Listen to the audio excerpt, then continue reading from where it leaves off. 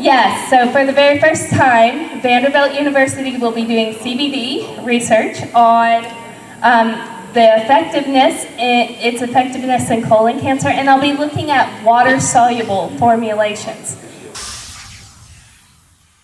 Because there is a lot of commercially available water-soluble formulations out there saying that they bypass that first-pass metabolism from the liver and that they are very well absorbed, 70 to 90%, and yet I haven't seen the research on it.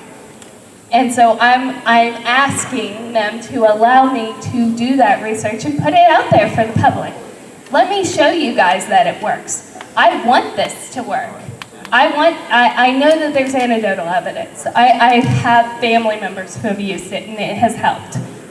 So I want to prove this to the public, but I need to do the research and I need to put it on PubMed and to let people see. I need that. So finally, what is my company is Cannabidiol, Cannabinoid Biological Development, and yes, it stands for CBD, but it's on all cannabinoids. I want to incorporate all of them. And my company, I am here for consulting and education purposes.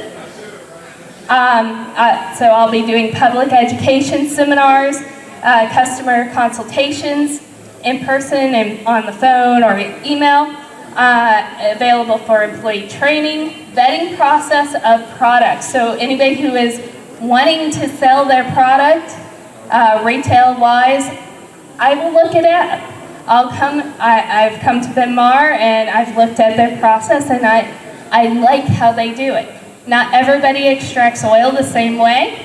I like how they do it, but I'm not against others.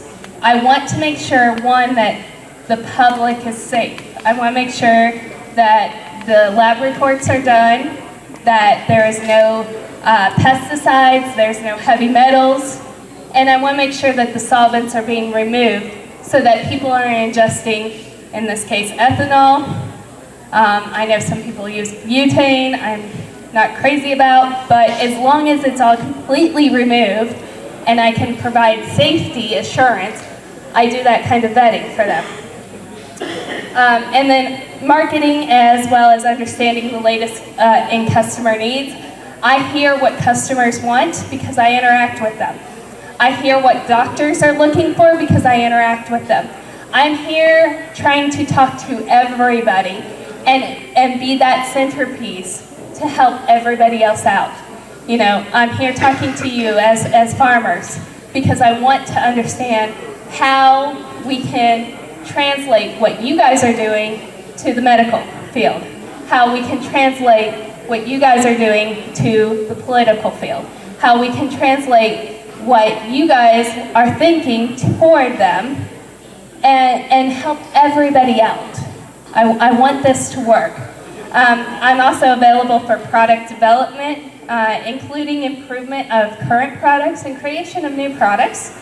And research, I do literature reviews, and I'm also doing bench work, obviously, with my DoD grant. And in the future, I look forward to doing some clinical studies, which might be sooner than I think. So,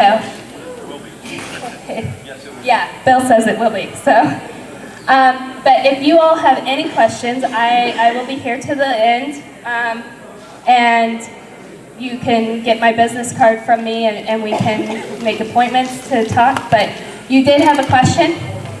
What happens after the 90 days of 9 grams per day? You could get a slight headache, nausea.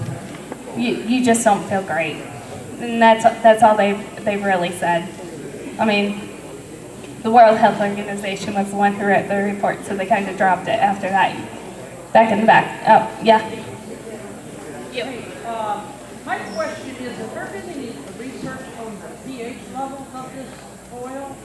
Just out of curiosity. Out of the THC levels? She said THC or pH? The pH level? No, I haven't seen any testing the pH level and how that affects. The only thing that... Nobody is... I'll answer. Okay. All right. Yeah, nobody's ever done that.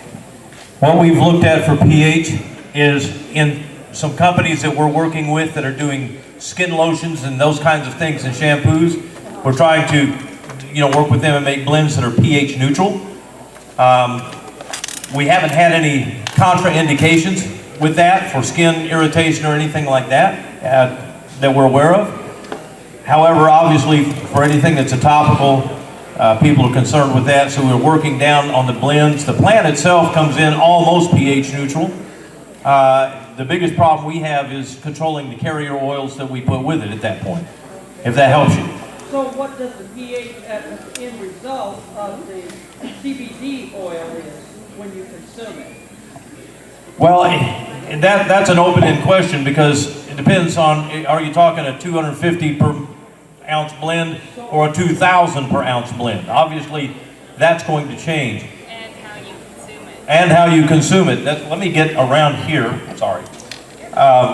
So some of these are sort of open-end questions. Everything fluctuates with amounts, how it's processed, what the carrier oils are, and how you actually apply it. I mean, here's the bottom line. We're working with a lot of equine centers right now. And of course, equine, everybody in equine knows, and medical, which is my background, knows the quickest way to get this in your system is suppository. I don't think we're going to have a real good time trying to sell that to the public at large. And I don't want to explain to them how it works. That's not my job. I can't unsee that. But when we go that route for equine, we also look for something that's pretty pH neutral. We don't have high pH problems here, and again, we've seen zero at this point contraindication based around that. I hope that helps. So it stays within a neutral level then? Yes, to our knowledge, the only thing that gets it out of that neutral or acceptable zone is the carrier oil. So, Shane, did you have something back there? I did.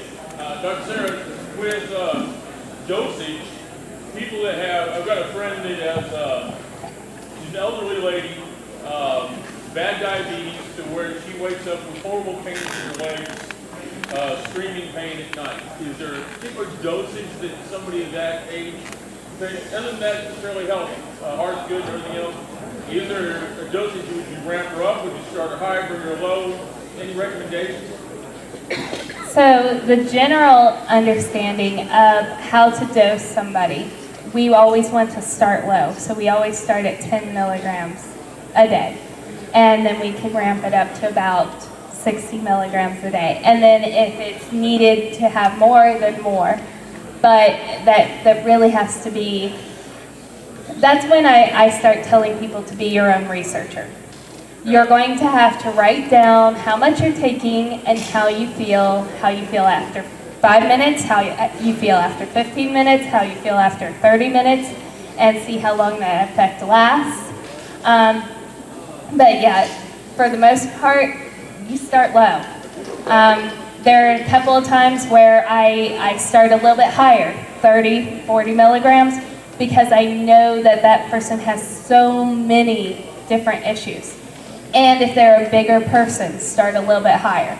But a little lady, I'd start like 10 and see how things go. Huh? What potency of the oil? Well, see, that doesn't matter really, because if you're taking a 1,000 milligram bottle, you figure out how much of that dropper you take to get 10 milligrams. So that is the potency. 10 milligrams is the potency. Yeah. That's it. You're welcome. Okay, we gotta move on. We gotta move on. So, Jeremy? Jeremy's next year. Yep. All right, folks. Dr. Sarah,